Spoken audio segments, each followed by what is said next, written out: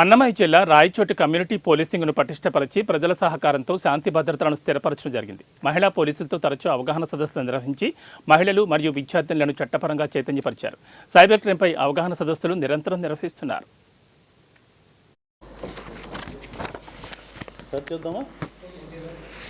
అందరు సెట్ చేసుకుని ఓకే అంటే స్టార్ట్ చేస్తాం.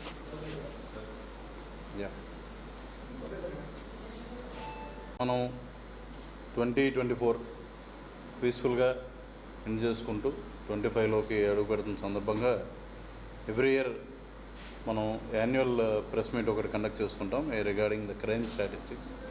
సో ఈ సంవత్సరం ముఖ్యంగా గత 6 నెలల్లో మంచి వర్క్ జరగటం అయ్యింది.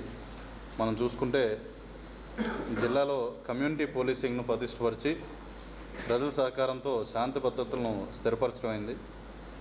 మహిళా పోలీసులతో మనం తరచూ కూడా అవగాహన సదస్సులు అవి నిర్వహిస్తున్నాం.